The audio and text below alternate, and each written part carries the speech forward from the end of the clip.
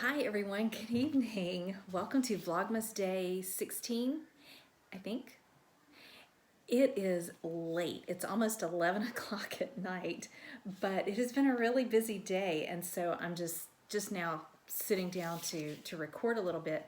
I've got stuff spread out all over to talk about. I'm gonna try to get through it quickly. If it looks like it's taking too long, I may save some stuff to talk about tomorrow. We'll see. Well, we went to the dentist this morning, and only one cavity. Janie has her first cavity. It's not bad, and we'll go back. She's got an appointment in January to get that taken care of. But new dentist. I think it's the first time I've had a woman dentist. I've had women as eye doctors and other doctors and that kind of stuff. First time it's with a woman dentist, so that was kind of fun meeting her. I won't recognize her anywhere because she was wearing a mask, but maybe that's a good thing. I won't walk up to her and start asking dental questions, right? So anyway, other than that, everything's good.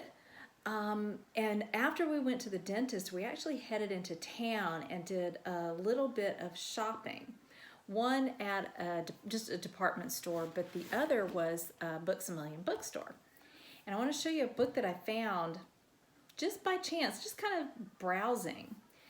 This is the South Carolina State Hospital, excuse me, Stories from Bull Street. If you're from the Columbia area, you will know immediately when somebody says Bull Street. It's just a street in Columbia, but the state psychiatric hospital was located on Bull Street for many, many years. It's actually gone now. The building itself is gone. There's one primary reason why I picked this up, flipped through it, and then bought it, and then kind of a secondary reason. The secondary reason is I was a psychology student in college and in graduate school. So that's always kind of interested me. We did a brief interview with the patient just as practice in graduate school with a patient who was at the state hospital on Bull Street. But the primary reason I was really interested is in the 1960s, the facility was built, and we were just, as a society, coming out of a time when patients who needed mental health care were largely just warehoused. And things were starting to change. And when this facility was built, there was a real push for real treatment and therapy that would actually help people improve, not just warehouse them, and humane treatment of people.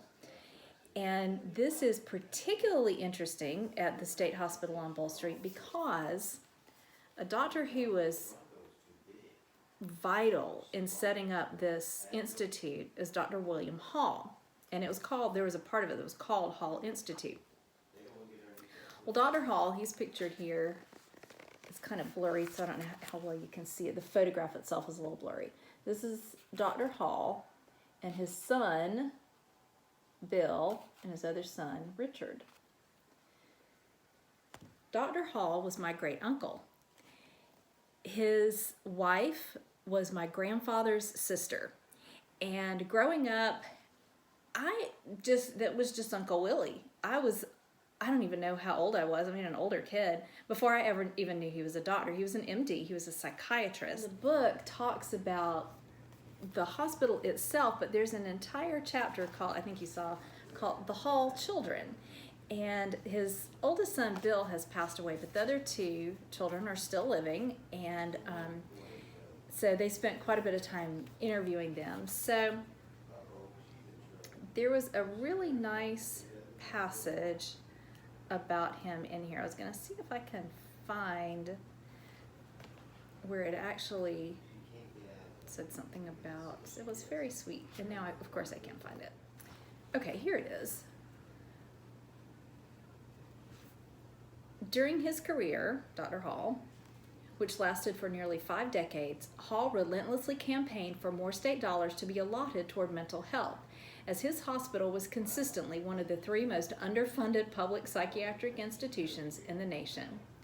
Hall's love for Bull Street, its patients, and its staff is documented in this book through the vivid memories of his children. It says, mention somebody else.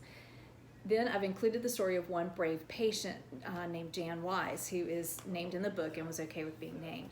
But anyway, this is just really fascinating to me to hear a little bit more about Uncle Willie as in his profession as a psychiatrist, and his genuine concern for people's well-being.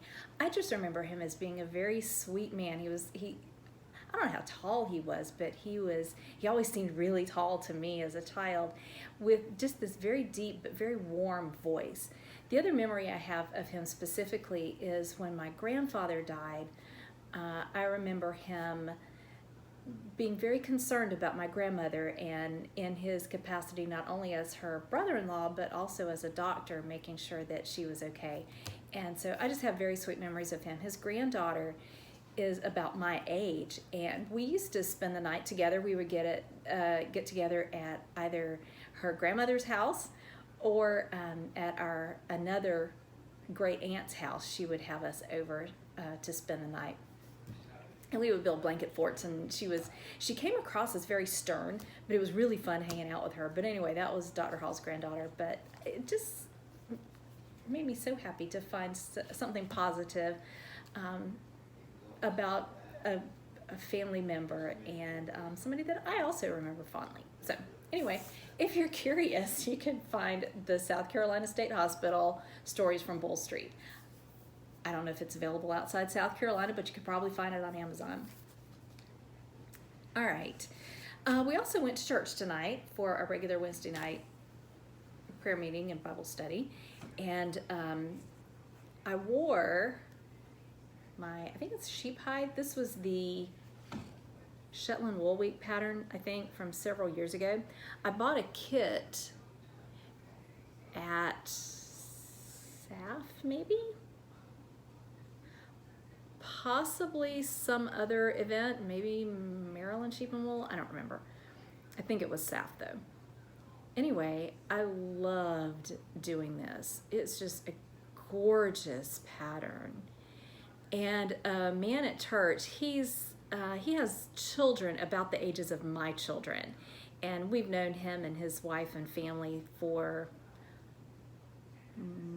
probably 12 to 15 years, something like that, because I first met them when our youngest daughters were toddlers. So yeah, we're looking at knowing them for quite a long time. Anyway, he knows that I knit, is the point of that.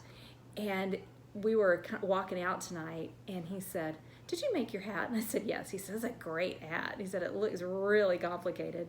And I said, "Well, it's a really well-written pattern, but I just adore the top of this. Isn't the crown of that gorgeous?" So you've got your sheep, your ewes down here, and then the rams up here. Oh my goodness, it's so pretty. And I can't say I'm particularly great at color work, but I am very proud of this hat. Look at that. See the floats. This is where, let's see, where is it? Where I had to weave in ends through here. You can see that a little bit, but it looks pretty good even on the wrong side. So the sheep hide, and right there at the back, and it fits kind of nicely. I can pull it down if I need my ears covered, or I can kind of push it back a little bit and wear it a little slouchier. I really like this hat. So I wore that tonight, and I also wore the night shift shawl. It's chilly. I don't know that it got out of the 30s today, which is not real common in December to have days that don't get out of the 30s. That's more like January, early February. So it was chilly and it was wet. It was kind of raining today. So it was upper 30s and raining. It was just icky. But anyway, it's supposed to be cold, but much clearer tomorrow. So got to wear my hat, had a great time. What else do I want to tell you? Oh, my winter wonder wrap. I didn't get much done at all today. I can hold it up, but my stitch count's off. I'm gonna see if I can figure it out. I think I'm just gonna kind of fudge it because I'm getting behind. That's just never gonna do. I finished this variegated speckledy thing right here, which is so pretty. Can you see the little, what do I have? No, that doesn't really help. But you can kind of see that, there you go, that helps a little bit. So this little flower, snowflakey kind of pattern. And then the new yarn that I have added is this white, pink, and green from Arkansas Yarn. Lori Ann at Arkansas Yarn. It's very pretty, and I don't know if the light picks it up, but it's a sparkle yarn. But anyway, my stitch count is off, so I'm gonna check that and make sure I can kind of fudge it a little bit. I think it'll be okay. Okay, the other thing, the big thing that I've got piled up here, I think I might can get through this tonight. We can talk about it again later, because I'd love to have your opinion on this. If you are watching the Hawthorne Cottage Vlogmas, this is Kate at Hawthorne Cottage, and she does a regular video podcast, just a traditional podcast, but she also does Vlogmas. And honestly, it has become one of my Christmas traditions, watching her Vlogmas podcast. She is in Ireland, and I just love how she can take just a normal day before Christmas where she gets up, she makes breakfast, she possibly goes to work, she gets her kids off to school, and I am absolutely drawn into this very calm, quiet experience of watching her tell about her day. So it's just, I really genuinely look forward to it. Well, she has announced 2 knit-alongs that she's going to be starting in January. I think they're both starting January 1st. I got in touch with her on Ravelry yesterday, I think, and then I heard back from her overnight. I am going to offer a prize for one of her viewers and participants in her knit-along, and I'm just really excited about being able to follow along with this knit-along, and especially with her. I find her just to be such a lovely person. So let me tell you a little bit about what the knit-alongs are. You can go listen to her because obviously she's going to explain her knit-alongs better, but I'm really excited about both. One is she's taken, and other people have done this, but she's turning it into a knit-along. Choose 12 skeins of a fingering weight yarn and put each one in a brown bag or something so that you can't see what's in it. And open one per month at the beginning of the month and knit something with it. It doesn't have to be a pair of socks. It can be a pair of socks, but it doesn't have to be. It can be a shawl, hat, mitts, whatever. And the idea is to get through some deep stash. Now, she's not going to check. If you want to buy more yarn, you can buy more yarn. But her goal is to get through some single skeins that she's had for a while and it just hasn't been using. So she wants to make sure that she gets into some of the deep stash to use that. So I think I'm going to do that. I think I'm going to look through and pull out 12 skeins that I can bag up. I may have to actually get some brown bags. I don't think I have any that would work for that. Well, you know what? I take that back. I have a bunch of my Bead Sisters shopping bags that I haven't had occasion to use so much this year. So I may actually pull some of those out. Those would work pretty well. I have 2 books that I want to share that I want to look through because that's actually relevant to her other knit-along. But for sock things, 2 books, one that I've had for a while, one that's new, and I've never knit anything out of them, so I need to do that. One is Op Art Socks by Stephanie van der Linden. And this is the picture that drew me to this book from the beginning. I didn't buy it right away. It was, I don't remember how much, but it was a little pricey at the time. And so I held off. I thought, oh, I'll wait, I'll get it later. Well, I found it at, I was going to see if the store is on here. I think it was a Tuesday morning store, but look at the price I got, $3.99. Couldn't turn that down. And I was so excited because it was one that I really wanted. But there are some gorgeous sock patterns in here. Let's see if I can find a couple that I especially like. There's some that are just beautiful texture. This one's called Starlet. Love the texture in that. There's another one that I think I have marked that I want to make. Yeah, this one called Ludwig, a color work. Isn't that pretty? I love this. I think there was another one this one looks really interesting to me too. I don't know if you can see that very well. The shaping of that through here looks really interesting. It's called Bridget. Generated with diagonally shifted recurring waves. Not recommended viewing for those who suffer from motion sickness. This one kind of shifts the lines, kind of plays with perspective a little bit. Let's see. This one has a really interesting heel. Make sure I need to cover up the pattern because I don't want to give anything away. That wouldn't be fair. But look at this heel. I like that a lot. So this one's called, I don't remember the name of it. Is that it? Is that Bora? Yeah, called Bora. This is the same, I think.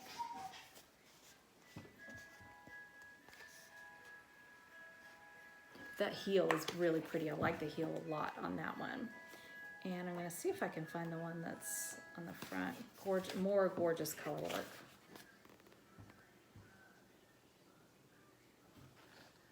Alhambra is the name of that one. See it? This doesn't have a pattern on it, so let's see if I can find one that's on the cover. I can just hold the book up to. Here it is. Yakov. Look at that. That is just stunning. And I think you work with 2 balls of the same color striping yarn. For the effect to work, the individual stripes should continue over 10 or more rounds. When work with 2 balls of yarn, beginning each at the start of a different color, and be sure to work both balls from either the outside or inside. Doing so prevents the same color from appearing from both balls at the same time.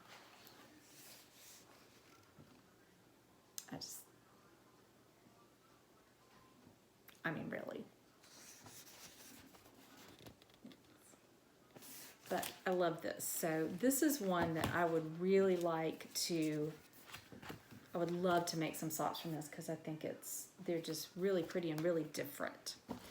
The other book of socks that's new to me, not just new to me, it came out in September, I think. Operation Sock Drawer. This is from the Knitmore Girls, Jasmine and Gigi of the Knitmore Girls podcast. And they've worked with lots of designers. I don't know if it says how many, but it's a lot. 20 sock designs in here. And one from Mary Hall of Kino Knits. I'll show you this one first, but I want to show you some others too because they're really pretty. Let's see if I can get to it. Called Meta. This one. You look at this. Hello, Bentley. Bentley came to say hi. So it's right here. It's Blueberry Chick yarn. Some that I dyed. And I knew that it was going to be in there. Mary had let me know quite a while back. I pre-ordered the book as soon as she told me. And then it actually arrived in, like I said, in September. But that one is super cool. There's one by Lisa Ross of Paper Daisy Designs. What's page number? 32. Flip to that one. Look at this. Isn't that gorgeous? She does brilliant color work. She's very clever. Let's see, and Megan Williams. Let me look. I don't actually personally know her, but I know of her.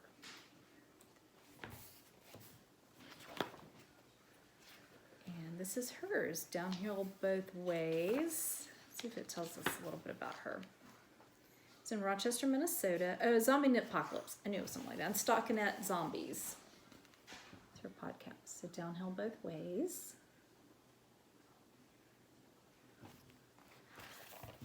And another one, I had a little bit of interaction with Susie White. She was a co-host of, oh shucks, what's the name of it? Prairie Girls? Prairie Girls. I missed them. I really enjoyed their podcast.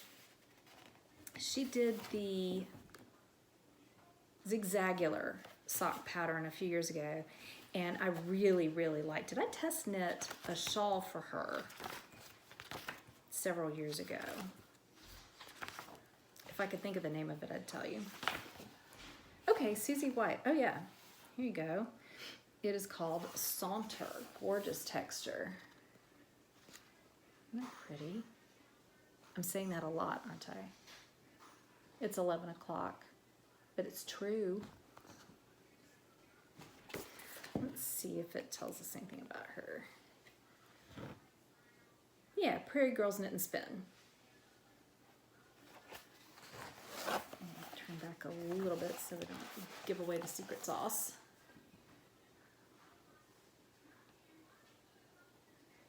So anyway, Operation Sock Drawer. This one is available on Amazon because that's where I ordered it. You can see, just beautiful sock patterns. So highly recommend this one.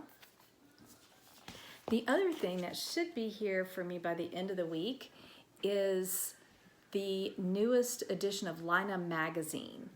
I am really looking forward to seeing that. I've ordered it and hopefully it'll be here by Friday because there are some sweater patterns in it that I want to see.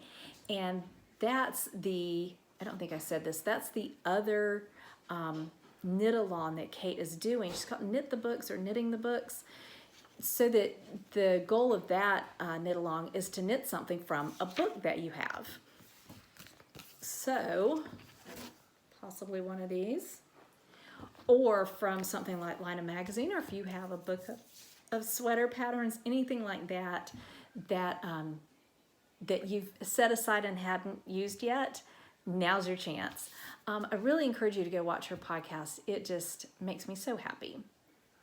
Well, I'll save the rest of my stuff and we will talk about it tomorrow because I've actually been talking for 24 minutes. I'm going to try to edit down a little bit.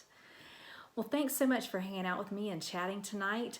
I am going to the Quilt Lady tomorrow. I'm going to be doing some working on a quilt and possibly grocery shopping in the afternoon. And I think we might be going to someplace special to see Christmas lights tomorrow night. So I hope that you are having a very good day and that you are staying safe and well. Talk to you soon. Merry Christmas.